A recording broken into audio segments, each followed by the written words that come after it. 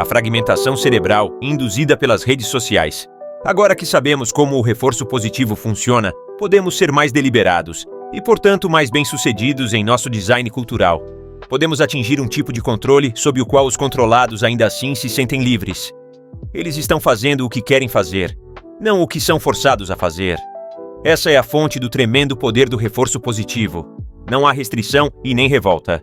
Por um design cuidadoso, controlamos não somente o comportamento final, mas a inclinação para se comportar, os motivos, os desejos, as vontades.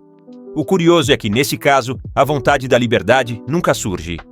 B.F. Skinner, livro Walden 2. A crescente influência das redes sociais sobre o comportamento humano tem sido objeto de inúmeros estudos nas últimas décadas.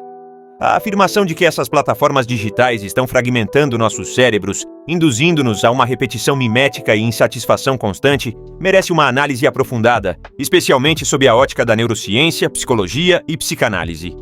As redes sociais estão fragmentando nosso cérebro, nos tornando miméticos de nós mesmos. Somos forçados a repetir o que dá certo, mas ao mesmo tempo não nos satisfazemos com tanta informação e desinformação ao mesmo tempo. A humanidade está colapsando. Impactos neurobiológicos.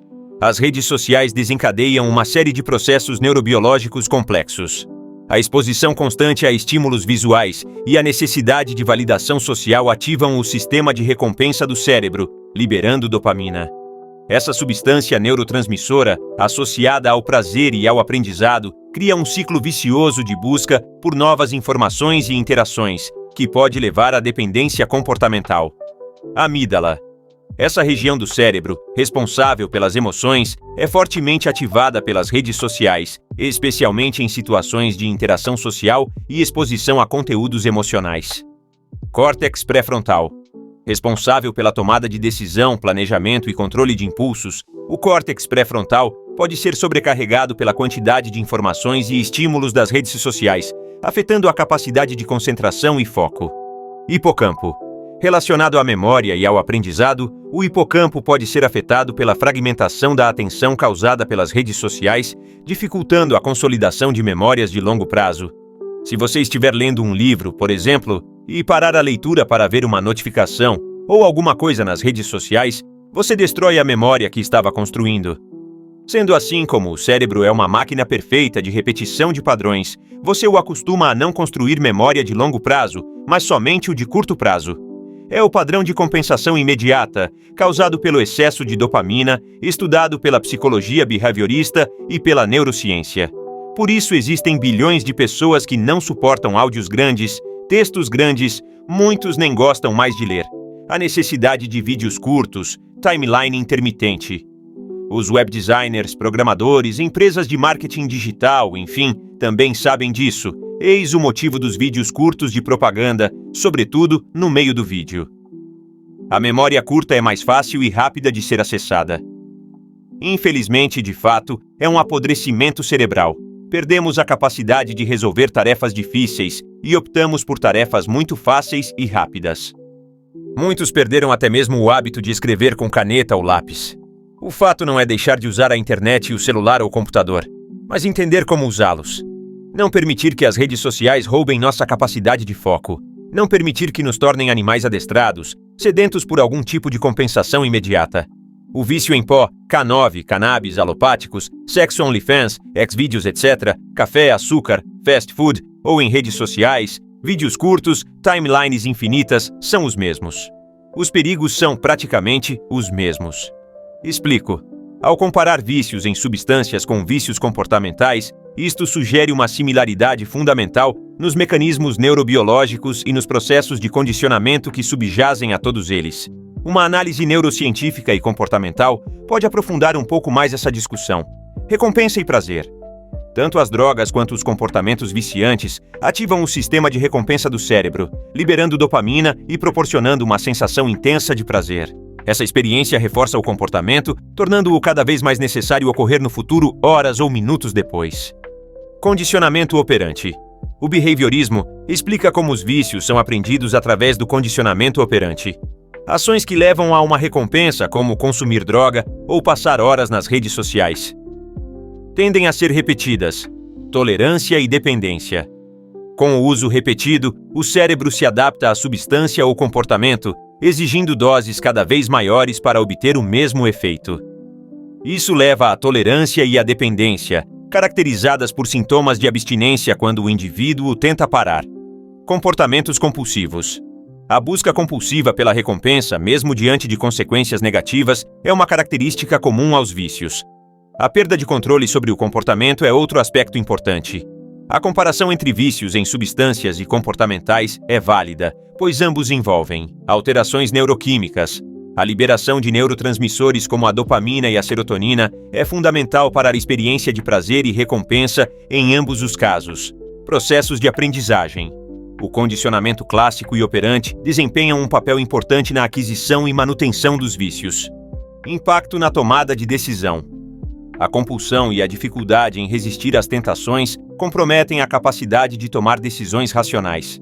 No entanto, é importante ressaltar algumas diferenças. Natureza da recompensa. A recompensa obtida através do consumo de drogas é geralmente mais intensa e imediata do que a recompensa obtida através de comportamentos viciantes. Danos físicos. O uso de drogas pode causar danos físicos ao organismo, enquanto os vícios comportamentais geralmente não têm efeitos físicos tão severos. Mas reafirmo, ambos destroem o cérebro. A diferença é que as drogas destroem mais rápido e as redes sociais mais lentamente. Perspectivas psicológicas e psicanalíticas. Do ponto de vista psicológico, as redes sociais podem reforçar comportamentos como a comparação social, a necessidade de aprovação e a busca por uma identidade online. A psicanálise, por sua vez, destaca o papel do ego ideal e do narcisismo na dinâmica das redes sociais, onde a imagem projetada nas plataformas digitais pode se tornar mais importante que a identidade real do indivíduo. A repetição mimética observada nas redes sociais pode ser explicada pelo fenômeno da imitação, que é fundamental para o desenvolvimento humano. No entanto, quando essa imitação se torna excessiva e padronizada, pode levar à perda da individualidade e à alienação. Saídas e expectativas futuras. A fragmentação cerebral induzida pelas redes sociais representa um desafio complexo, que exige uma abordagem multidisciplinar. Algumas possíveis soluções incluem educação digital, promover o uso crítico das redes sociais e o desenvolvimento de habilidades digitais para lidar com a informação.